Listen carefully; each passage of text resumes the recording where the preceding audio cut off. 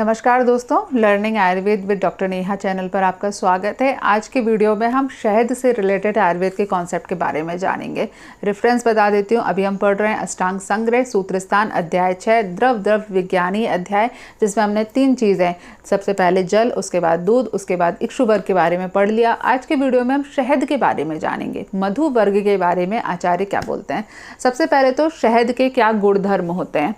शहद के गुणधर्म बताते समय बहुत सारी अच्छी चीज़ें बोली हैं कि ये नेत्रों के लिए हितकारी होता है, प्यास, कफ, विष, हिचकी, रक्त पित्त नाशक, कुष्ठ, प्रमेह, कृमि, वमन और बहुत सारे रोगों में फ़ायदा पहुंचाने वाला होता है। तो डेफिनेटली इतनी बात तो है कि शहद को आयुर्वेद में बहुत ही ज़्यादा अप्रिशिएट किया गया है। ये बहुत ही ज़्यादा फायदेमंद चीज़ होती है, लेकिन इसका प्रयोग करते समय कुछ इंपॉर्टेंट चीज़ें हैं जिनका ध्यान रखना है। सबसे इम्पॉर्टेंट चीज़, जो शहद है इसको कभी भी अग्नि पर गर्म नहीं किया जाता। हमेशा ध्यान रखिएगा, बहुत ही क्लियरली सभी आचार्यों ने इस बात को माना है कि शहद को कभी भी गर्म नहीं किया जाता। शहद के साथ में यदि अग्नि का संयोग होता है, किसी भी प्रकार से अग्नि का संयोग होता है, तो ये हमेशा ही मारक होता है। अब अग्नि का संयोग कैसे हो सकता है? पहली चीज़ तो यदि आप कोई ऐसी रेसिपी बना रहे हो जिसमें आप गर्म चीज़ के साथ में, गर्म दूध के साथ में या गर्म खाने की किसी भी चीज़ के साथ में 2 चम्मच 4 चम्मच शहद का प्रयोग कर रहे हो, तो आपको नहीं करना है। ठीक है, ये ध्यान रखना। शहद को कभी भी गर्म चीज़ों के साथ में प्रयोग नहीं करते।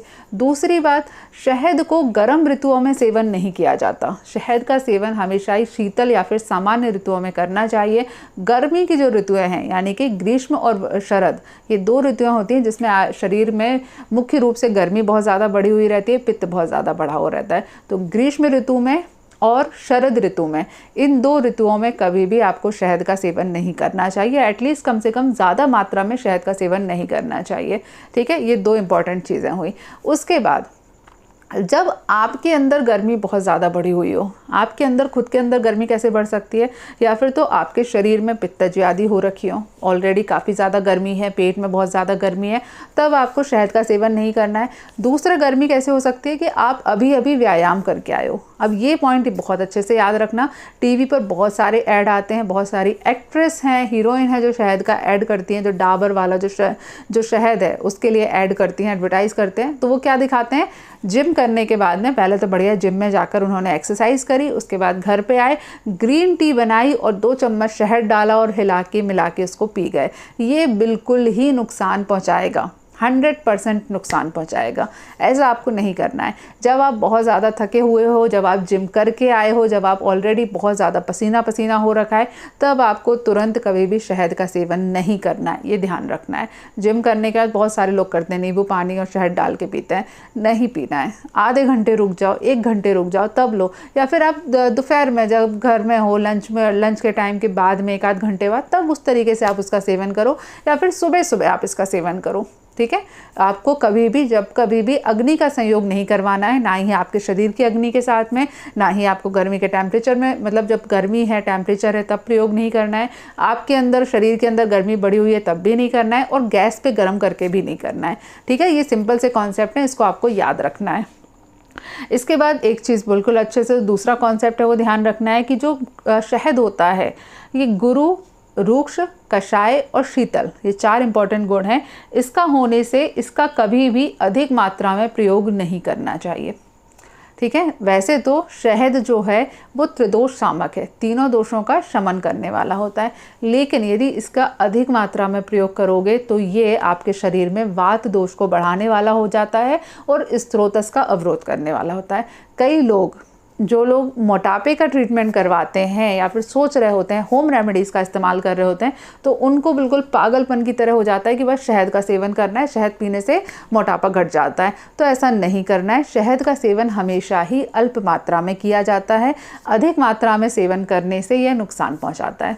ठीक है, इसके बाद एक और इम्पॉर्टेंट चीज़ है कि शहद के कारण यदि अजीर्ण पैदा हो जाए तो यह मारक होता है। यदि आप बहुत ज़्यादा शहद का सेवन करते हो और उसके बाद में यदि आपका पेट खराब हो जाए, एब्डोमिनल डिस्कम्फर्ट हो जाए, तो ये मारक कंडीशन होती है। इसलिए जब कभी भी आपको अजीर्ण हो रखा हो, कब्ज़ हो रखी हो, लैट्रिन ढंग से पास नहीं हो रही है, खट्टी डकारें आ रही हैं, उल्टी हो रही हैं, दस्त हो रखा है, पेट फूल रहा है, तो इन सारी कंडीशन में आपको शहद का सेवन नहीं करना है। किसी भी प्रकार से अजीर्ण हो रखा है तो आपको शहद का सेवन नहीं करना है, क्योंकि यदि आप अजीर्ण की कंडीशन में शहद का सेवन करोगे या फिर शहद के कारण आपको अजीर्ण हो जाएगा, इन दोनों ही कंडीशन में ये जो कॉम्बिनेशन होता है वो मारक होता है, इसलिए आपको इसका सेवन नहीं करना चाहिए। ठीक है, ये इंपॉर्टेंट चीज़ हुई जो कि आचार्य वाग्भट ने क्लियर करी है।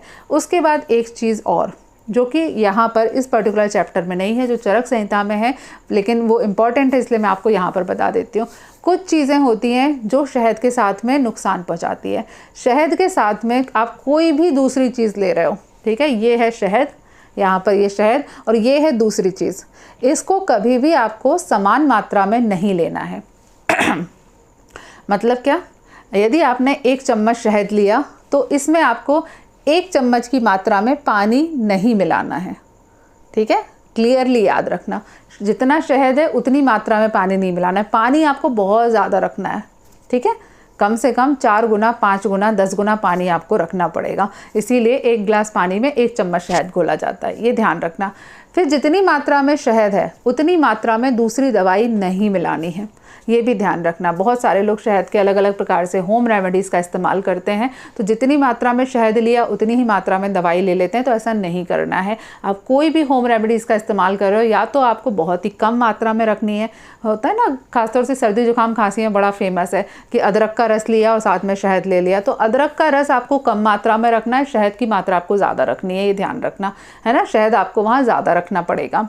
ठीक है, उसके बाद आपने शहद लिया, शहद के साथ में समान मात्रा में घी नहीं मिलाना है। ये तो बड़ा फेमस है, लोग बहुत डर जाते हैं कि शहद और घी समान मात्रा में ले लिया, दोनों चीज़ें मिलाने पे जहर बन जाती हैं।